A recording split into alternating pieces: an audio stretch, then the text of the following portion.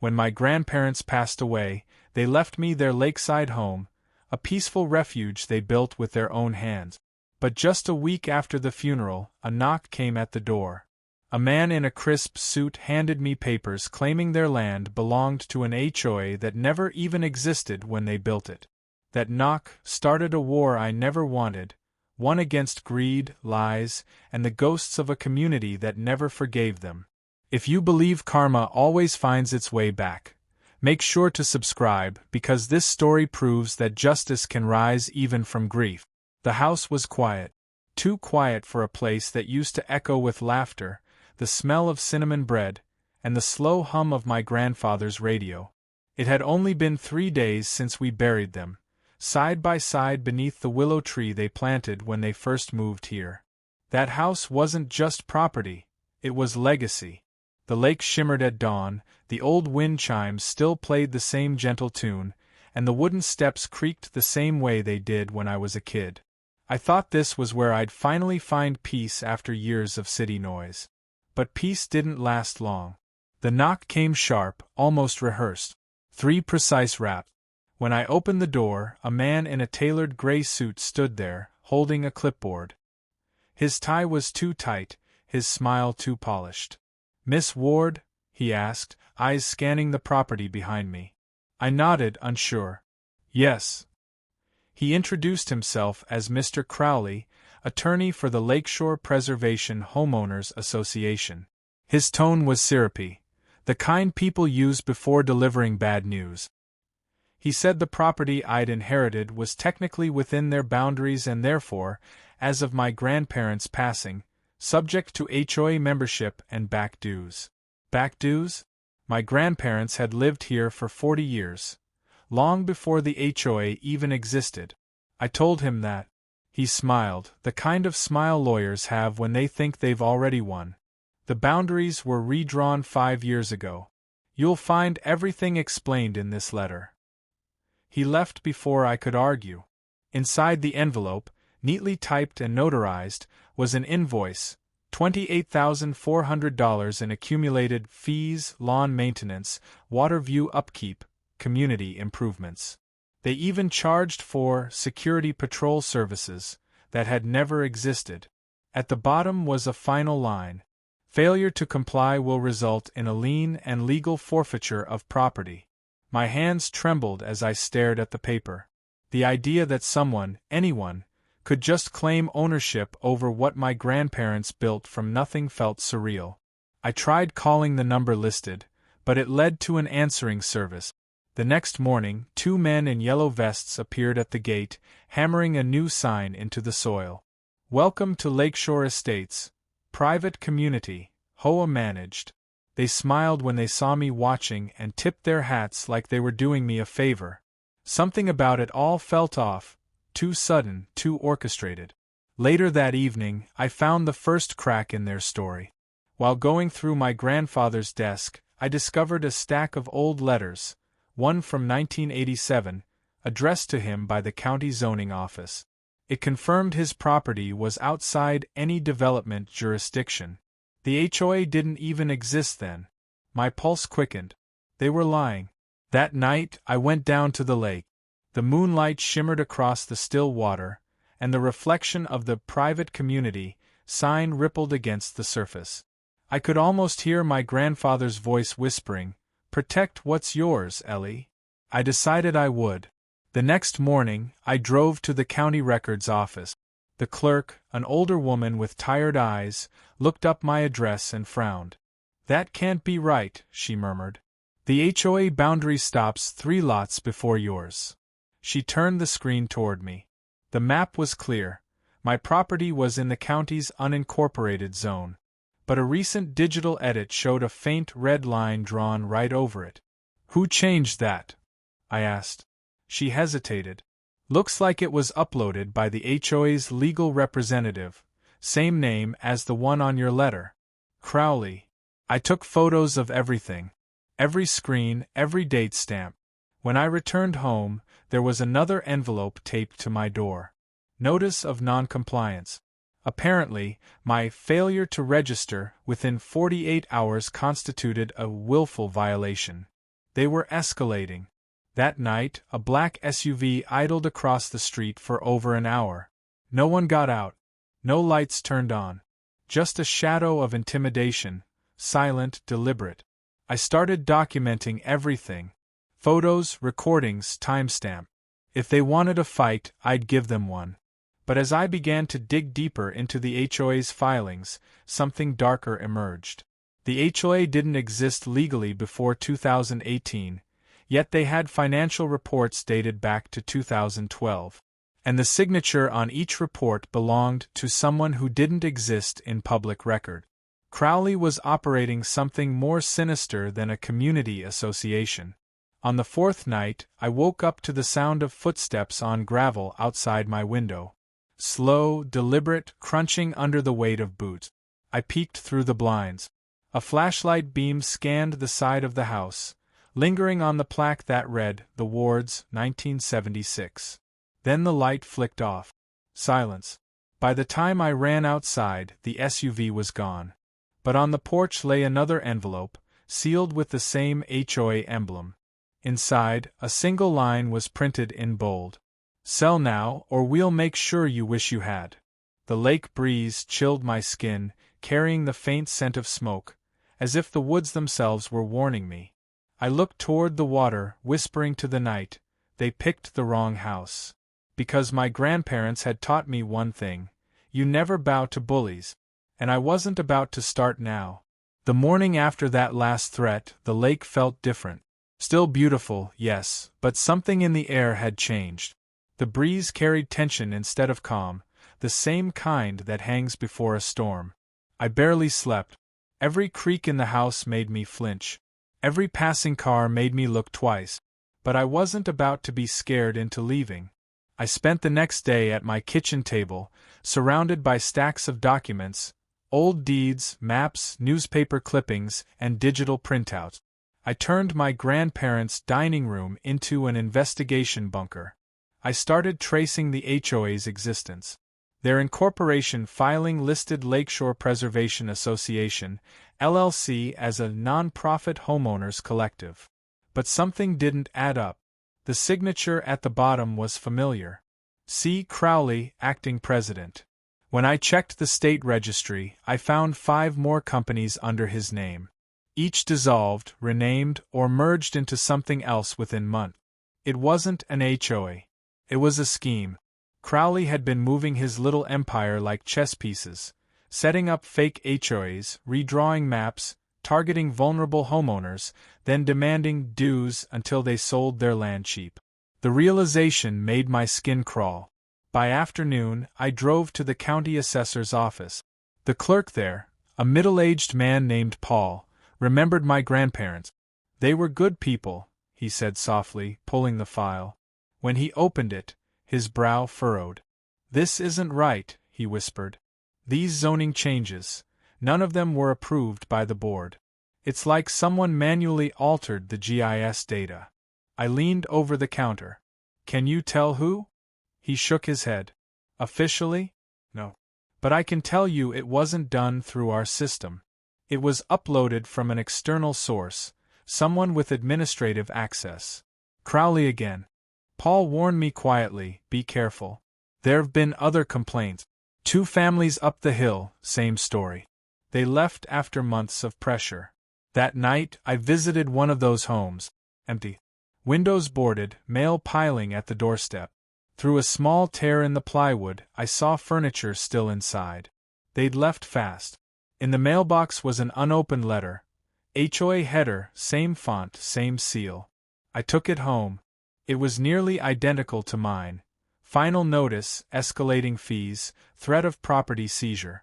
The only difference was a single line at the bottom. Failure to comply will result in mandatory inspection. Inspection?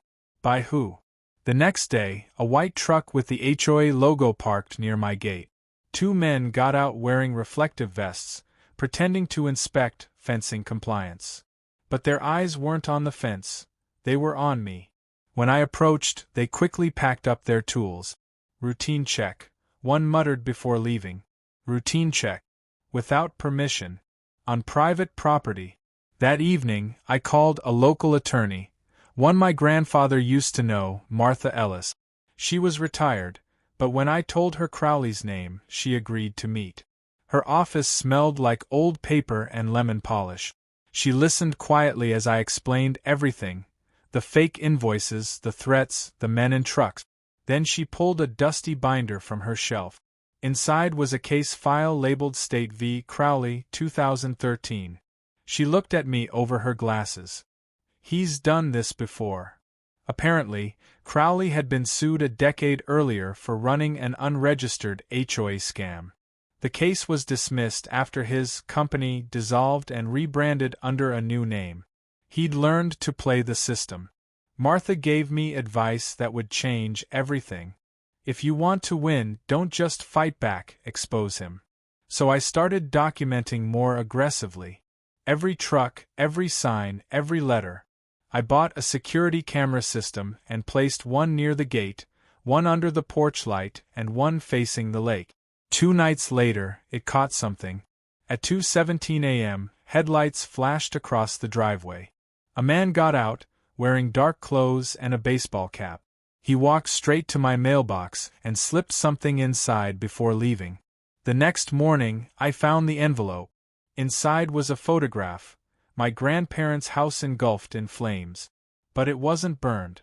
It was a manipulated image. A warning.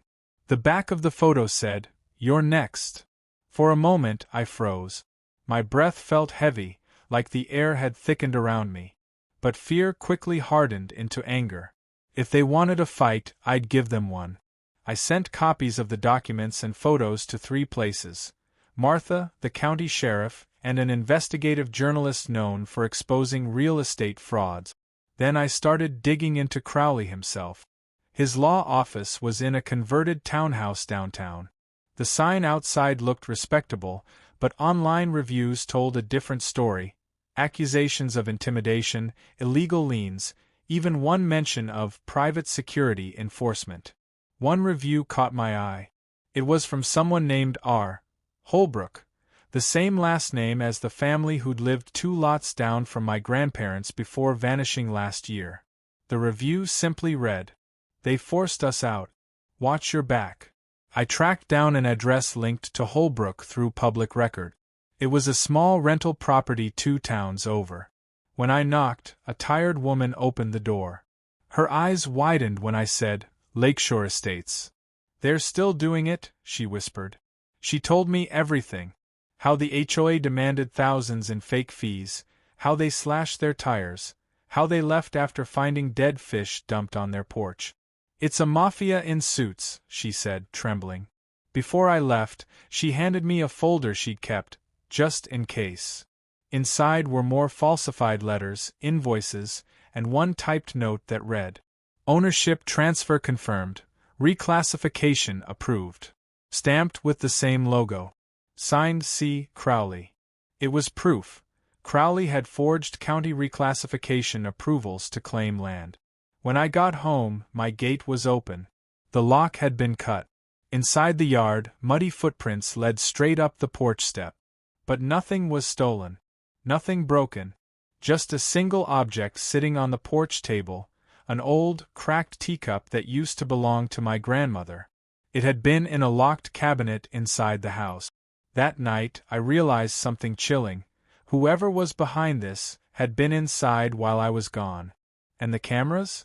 All 3 had been turned off. Manually. Someone knew exactly where they were. As I stared at the flickering lake, one truth settled deep inside me. This wasn't just about money anymore. This was personal. And if Crowley thought he could scare me into leaving, he was about to learn that the Wards didn't run. We fought. The next morning, I sat on the porch, coffee in hand, watching mist crawl off the lake. It should have been peaceful, but the silence now felt heavy, watchful, as if the trees themselves were holding their breath. I hadn't slept. Every shadow looked like movement, every sound like a threat. But exhaustion sharpened into focus. I wasn't going to wait for Crowley to strike again. I started with the cameras. Whoever disabled them knew the system, but they also left fingerprints. Literally. a smudge, faint but visible, on the back of one camera near the power switch. I took photos, then reinstalled them with backup batteries hidden inside the casing this time. Afterward, I drove to Martha's office. Her jaw tightened when I showed her the tampered footage. "This isn't just harassment," she said grimly. "This is criminal intimidation. You need allies fast." She gave me the name of a local journalist, Ryan Mills, known for exposing corruption in small-town politics. He agreed to meet that afternoon. Ryan was younger than I expected, camera slung over his shoulder, eyes sharp with curiosity. I told him everything: the letters, the threats, the fake HOA, the doctored county maps. He listened, taking notes, then said, "If we can prove they altered zoning documents, that's federal fraud. But we'll need more than screenshots. We need the original data, the source files." That meant breaking through Crowley's digital fortress. Ryan filed a public records request immediately, but warned it could take weeks. I didn't have weeks. So while he worked his channels, I followed a hunch. That evening, I went through my grandparents' attic. It smelled like dust and cedar, untouched for years. Old boxes labeled taxes 1980s, property deeds, and correspondence filled the shelves. Inside one box, I found a letter from my grandmother to a county officer Thompson, dated 1991. It described an attempt by a group of developers to buy their land, same shoreline, same company name that later evolved into Crowley's fake HOA entity. The past and present were looping together. Crowley wasn't new. He was continuing something that started decades ago, a slow, predatory takeover of lakeshore properties. As I read deeper, my grandfather's notes revealed something else. He had once sued the original developer, and won. The ruling declared their land permanently exempt from any future HOA or zoning reclassification without written consent of the owner. That was the golden ticket, a clause buried in a 30-year-old court file. I scanned everything, labeled it, and emailed digital copies to Martha and Ryan. Within hours, Ryan called back. His voice was urgent. "Ellie, you just dropped a bomb. If that exemption is valid, Crowley's entire case collapses." But before we could celebrate, another envelope arrived. This time, it wasn't left quietly. It was nailed to my front door. The sound had echoed through the house earlier, but I'd ignored it, thinking it was the wind. The nail was driven straight through the paper, splitting the HOA emblem in half. Inside was a notice of impending lien. According to Crowley, I had 48 hours to vacate or face forced removal by legal order. Martha told me to ignore it, there was no such legal mechanism. But still, fear coiled around my chest. Then came the sound that made my blood run cold, tires crunching over gravel. The same black SUV pulled into the drive. I hid behind the curtain, peeking through the slats. Crowley himself stepped out this time. He wasn't in a suit now, just jeans, boots, and that smug confidence of someone who thought the world belonged to him. He walked up to the porch, looked around, and smiled faintly, as if admiring what he planned to own. Then he took out his phone, snapped a picture of the house, and left. No note, no words. Just a silent reminder that he could come whenever he wanted. That night, I sat in the dark, lights off, laptop open. Ryan messaged me a file, partial metadata from the county database. It showed that Crowley's firm had indeed uploaded altered zoning maps using a private login. But there was more. The login credentials belonged to someone listed as Teve Ward. My breath caught. My grandfather's name. How? He'd been dead for months, and long retired before that. Ryan explained. They're using old employee credentials from previous land cases. Your grandfather must have worked with the county decades ago. Crowley's group likely hacked or stole those credentials to make it look like your family approved the changes. They'd used my grandfather's identity to steal his land. I couldn't breathe for a second. The violation wasn't just legal, it was personal. The next morning, I confronted Crowley directly. He was leaving his downtown office when I pulled up. His confident smirk faltered when he saw me holding a manila folder. "This is trespassing, Miss Ward," he said coolly. "Not as illegal as forging government documents," I shot back. I opened the folder just enough for him to see the scanned court ruling and the metadata evidence. "You should recognize the signature you forged." For the first time, I saw his mask slip. Just slightly, a twitch at the corner of his mouth. He leaned in, voice low. "You don't know what you're playing with. People higher than me want that land. You should take the money while it's still on the table." "I'm not selling," I said. He smiled again, that serpent's grin. "Then you'll lose it the hard way." As he walked off, I noticed something glinting under his car's rearview mirror, a small black box. I took a photo of it before he drove away. Ryan later confirmed it was a license plate camera, used by private security firms for tracking. They were watching me even off-property now. That night, I barely ate. I sat by the lake with the old court documents in my lap, the moonlight trembling on the water's surface. I thought of my grandparents, how hard they'd fought to keep this place pure, untouched. How they'd smiled every morning by this lake, believing they'd left me something safe. And now men in suits wanted to erase that legacy for profit. I made a promise to them, out loud to the cold night air. "I'll finish what you started." The next morning, I called Ryan and Martha. We were going public. Ryan would release the story within 48 hours, once he verified the documents through state archive. Martha would file an injunction to freeze any lien attempts. But Crowley must have sensed something coming. Because that night, the house wasn't quiet anymore. At 3:04 a.m., the motion alarm triggered. The cameras caught a figure, tall, hooded, moving through the trees near the lake, flashlight sweeping over the grass. Then another light appeared. And another. 3 figures. Approaching the house. The screen flickered, and then the feed cut to black. All I could hear was the faint hum of the wind chimes, and the slow creak of footsteps on my porch. The wind that night was different, too still, too deliberate, like the world itself was holding its breath. I sat frozen at my desk, watching the monitor flicker between static and black. The security cameras had gone dead one by one, the feed cutting out from the perimeter inward. The chimes outside swayed softly, each note a reminder that someone was out there. For a moment, I told myself I was imagining it. That the wind, the faint crunch of leaves, the silhouette moving near the porch light, maybe it was nothing. But then came the unmistakable sound, boots on the steps, slow, measured. Then the door handle rattled. I grabbed my phone and dialed 911, whispering into the receiver. "Someone's trying to get into my house." The operator kept me calm, told me officers were en route. But 10 minutes felt like 10 hours. The footsteps moved to the side window. Then silence again.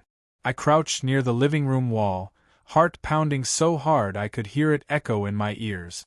Through the thin curtain, I saw a shadow lean close to the glass. The beam of a flashlight swept across the floor, catching the edge of the photo frame that held my grandparents' portrait. The figure paused, then turned the beam off. I held my breath until I could taste the metal of fear on my tongue. Another sound followed, a car engine, slow and low, pulling up on the gravel road. Headlights cut through the trees, illuminating the SUV. Crowley's. Of course it was. 3 men got out. One wore the same dark jacket I'd seen on the footage the night before. Another carried what looked like a folder or maybe a clipboard. But they weren't here for paperwork. I couldn't see Crowley clearly, just the glint of his watch in the light. He pointed toward the house and said something I couldn't hear. Then the 3 men split up, 2 toward the back, 1 to the side door. The realization hit me hard. This wasn't intimidation anymore. It was escalation. I moved quietly to the kitchen, gripping the phone tighter. My hands trembled as I whispered again to the dispatcher, "They're surrounding the house." She told me to stay inside, to keep quiet. But then came the crash. Glass shattered in the back room, the old storage area. I ducked behind the counter as heavy boots crunched over debris. The air filled with the smell of dust and cold night wind. "Police are on the way," I said loud enough for whoever it was to hear, praying it might scare them off. For a second, silence. Then a voice, calm and venomous. "They won't get here in time." It wasn't Crowley's voice. Someone else. One of his hired men. I bolted down the hall, heart hammering, and slipped into the small pantry off the kitchen. The floorboards creaked as they moved through the house, one, then two sets of steps. They were searching. I tried not to breathe. My phone buzzed once. Ryan calling, but the sound gave me away. "Back here," one shouted. I kicked the door open from inside the pantry and sprinted through the kitchen, out the side exit, into the night air. Barefoot, freezing, adrenaline surging. The lake shimmered faintly in the distance, and the willow tree swayed gently in the moonlight. I ducked behind it, hiding in the shadows. From there, I watched them tear through my grandparents' house, flashlights slicing through the windows like knives.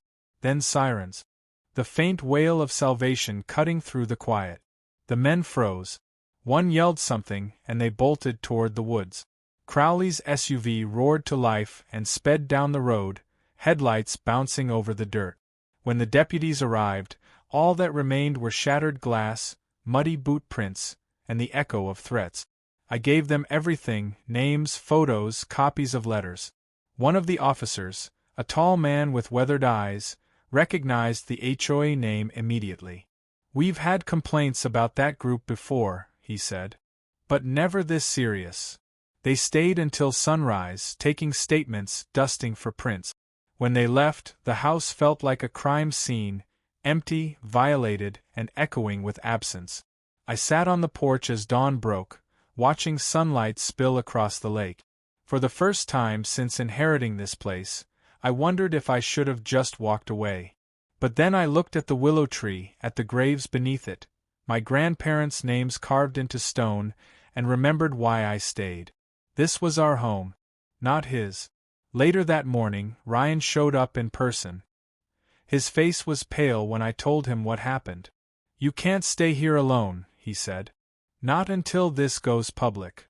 I refused. "That's what they want. If I leave, they win." He sighed but didn't argue. Instead, he handed me something, an external hard drive. "These are the original county zoning backup. A friend at the records office pulled them from the archive server. They show the original maps, and every change Crowley made afterward." It was the smoking gun. We sat at the kitchen table, glass crunching faintly under our shoes, scrolling through the data. The timestamps, the user IDs, the fake authorizations. It was all there. Ryan's voice trembled slightly. "Once this hits the paper, he's done." But part of me knew Crowley wouldn't go quietly. Men like him never did. By evening, I had a sheriff's patrol car parked down the road for observation. The deputy said it was temporary, just to deter any more visits.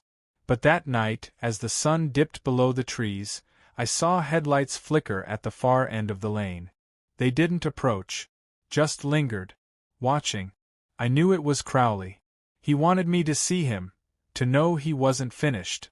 The next morning, I received an email. No name, no subject line. Just a video attachment. I almost didn't open it. When I did, the footage made my stomach twist. It was from one of my own security cameras. Before the break-in. Before the system went down. It showed the moment the cameras were disabled, frame by frame. The man in the footage wasn't one of Crowley's enforcers. It was Paul, the county clerk who'd helped me earlier. The man who'd shown me the zoning map. He looked nervous, glancing around before typing into a handheld device, cutting the feed, then leaving through the woods. My mind reeled. Paul. The quiet man who'd warned me to be careful. Now I understood why. He wasn't warning me. He was warning himself. He was working with Crowley. The betrayal felt colder than the wind off the lake. Martha called minutes later. "Ellie, you need to get out of there tonight. They're tightening their net. Crowley knows the story's about to break." But I wasn't leaving. Not yet. Not until I saw justice happen. Because this wasn't just about land anymore. It was about every family that had been bullied, threatened, erased. And if Crowley wanted a war, he was about to get one. The sun rose over the lake like nothing had happened. The reflection shimmered soft and golden, the kind of morning that used to mean peace when my grandparents were alive. But now, every ray of light felt like a lie. I knew what hid beneath the calm surface: secrets, corruption, and the rot of men who built power on fear. I sat at the kitchen table, staring at the email again. Paul. His face on that video haunted me. How long had he been helping Crowley? Was he the one feeding them my movements, my property records, my schedule? I forwarded the footage to Ryan and Martha. Within minutes, Ryan called, his voice tight with disbelief. If that's real, it means Crowley has people inside the county system. That's how they've kept this going for years. Then let's end it, I said. Ryan was already one step ahead. He'd arranged for a press briefing that afternoon. His story, complete with documents, metadata, and the exemption ruling, would expose everything. Martha would file a restraining order the same morning, halting all HOA activities pending investigation. But deep down, I knew Crowley wouldn't let it happen peacefully. That morning, I drove to town to gather copies of every legal document, leaving nothing behind. The county courthouse was tense, whispers in the hallways, employees avoiding eye contact. When I entered Paul's office, his chair was empty, the drawers half open, papers scattered like someone had left in a hurry. He didn't come in today, a young clerk said quietly. Didn't even clock out yesterday. He was gone. When I returned home, a small envelope was waiting on my porch again, plain, white, no logo this time. Inside was a single Polaroid photograph. The lake. But not as it looked today. In the photo, half the shoreline was flooded, the willow tree almost submerged. Written in black marker across the bottom were 3 words: check the water. I didn't know if it was a threat, a clue, or both. But curiosity overpowered fear. That evening, as the sun dipped low, I took the old rowboat my grandfather built and pushed it onto the water. The lake was still, mirror-smooth, and silent except for the distant hum of insects. Halfway across, I stopped rowing and looked down. The water was darker here, deeper, colder. Something metallic glimmered faintly beneath the surface. I leaned closer. It was a signpost, rusted, half buried in the mud below. I dipped the oar in, stirring sediment until the words became visible through the murk. The letters were faint but unmistakable: Ward Property Line. My grandparents' original boundary marker. The one that proved the HOA's redrawn maps were fraudulent. But why was it underwater? As I stared, realization hit like a wave. The HOA hadn't just changed lines on paper. They'd manipulated the land itself.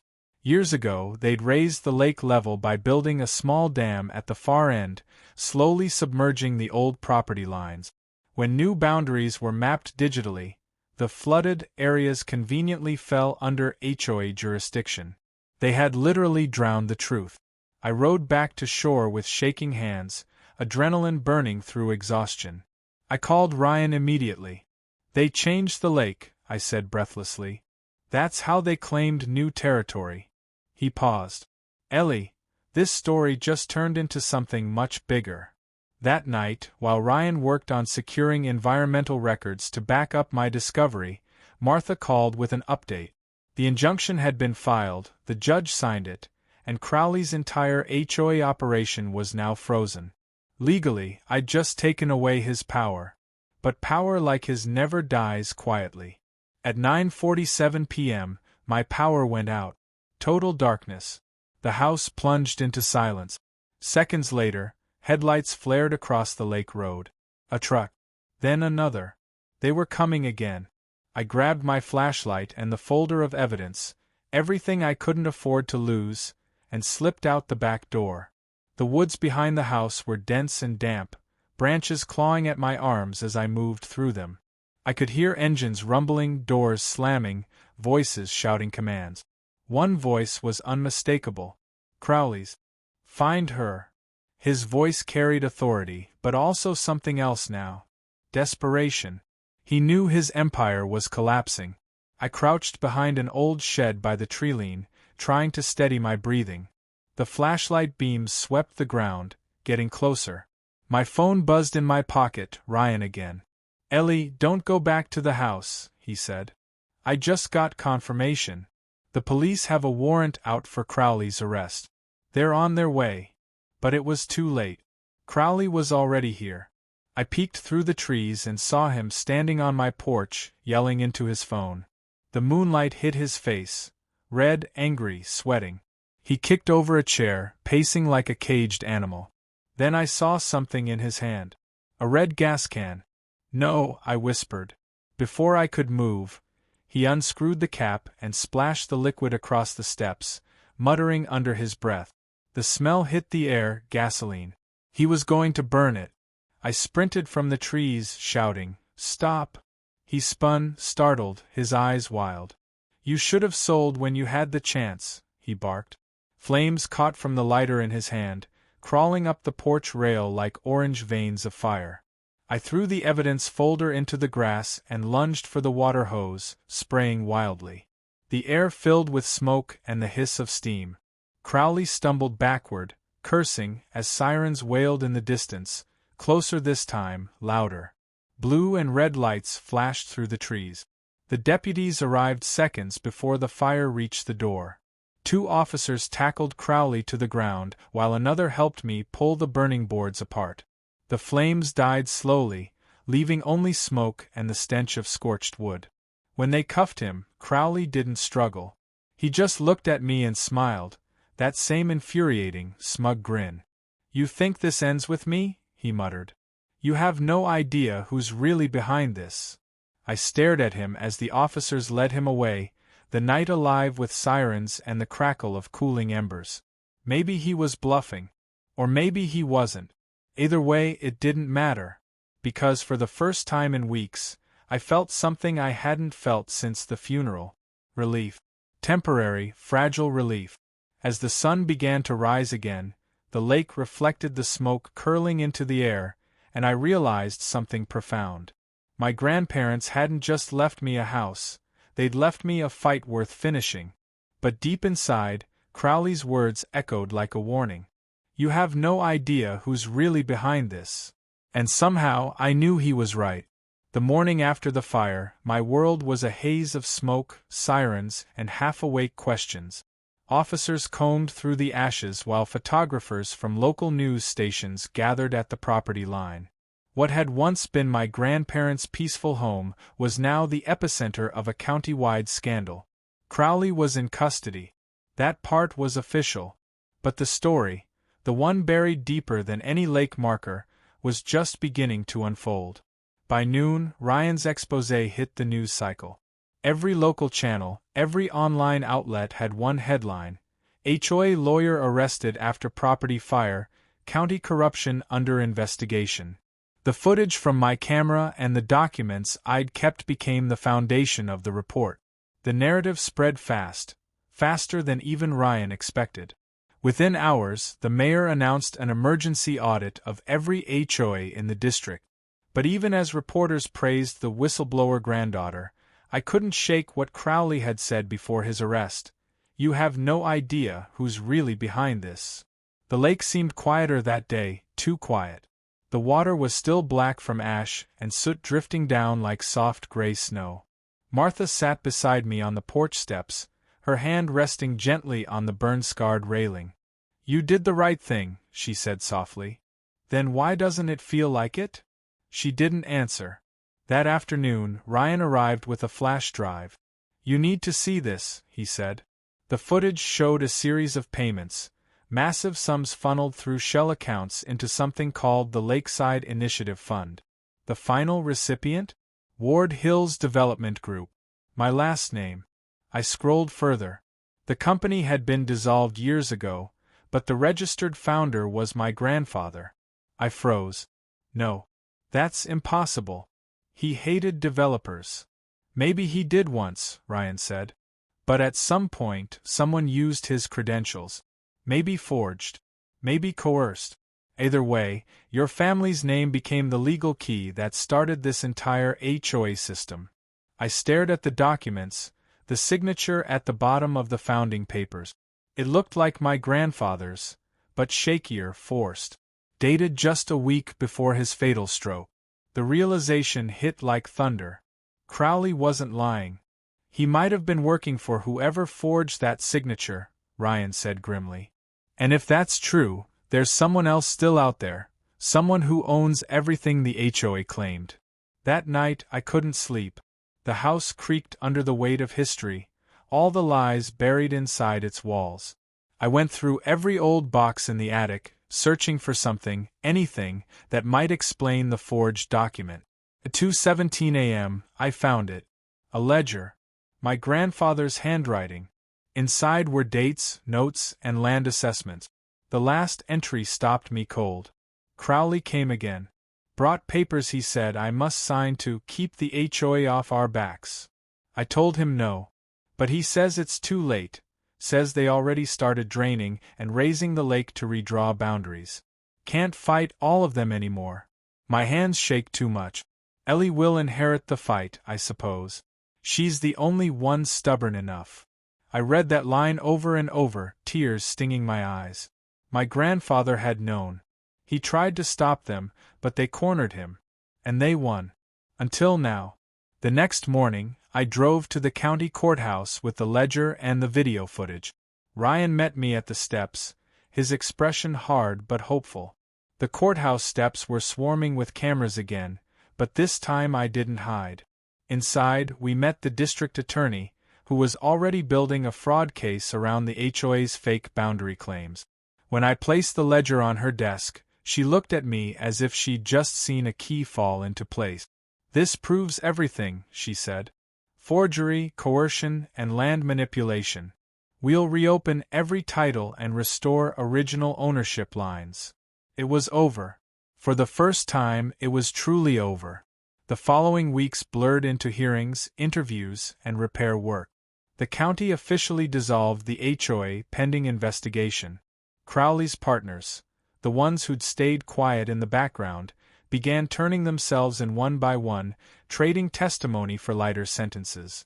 And when the dust finally settled, I stood alone by the lake again. The water was calm, clear, and low. The county engineers had removed the dam, restoring the lake to its natural boundary. For the first time, the old marker was visible again, standing upright in the shallows like a gravestone for everything that had been lost. Martha joined me with 2 mugs of coffee. "So, what will you do now?" I smiled faintly. "Rebuild. But not just the house. The name. The land. Maybe even the truth." She nodded. "Your grandparents would be proud." Maybe they would. But as I looked at the shimmering reflection of the morning sun, I realized something deeper. This wasn't just my inheritance. It was a responsibility. To make sure no one ever buried another person's legacy beneath the surface of greed again. Weeks later, I stood before a notary at the county office to sign the final ownership restoration document. The woman behind the desk smiled. "Congratulations, Ms. Ward. The property is officially yours again, free and clear. No HOA jurisdiction." Her pen slid across the desk. For a moment, I hesitated. The paper in front of me looked eerily like the one my grandfather had signed years ago, the one that had started all of this. But this time, the ink would write freedom, not fraud. I took a breath and signed. Outside, Ryan waited by the car, waving a newspaper. The headline read, "Ward Family Lake Property Restored, Corruption Ring Dismantled." "Feels like justice," he said. "It is," I replied. "But it's also a reminder that power can rot even the quietest neighborhoods." We drove back to the lake house, where the scent of new wood and fresh paint replaced smoke and fear. The front porch was rebuilt, brighter, stronger. On the railing, I hung a small wooden plaque carved from my grandfather's old fishing boat. It read, "Truth always rises." As evening fell, I sat on the dock, watching the light dance across the rippling surface. The world was finally still. Then, just as the last trace of sunlight faded, my phone buzzed. A message. Unknown number. "Nice work, Ellie. You closed one file. The rest are still open. Attached was a photograph, another lake, another property, another boundary marker half submerged. My stomach turned cold. Crowley had been right. This went far beyond one HOA. The message ended with 2 words. I stared at the screen, the night pressing in around me. Somewhere out there, the real architects of all this were still watching. And though I'd won one battle, I knew the war was far from over. The lake was quiet again, but this time, the silence felt like a warning.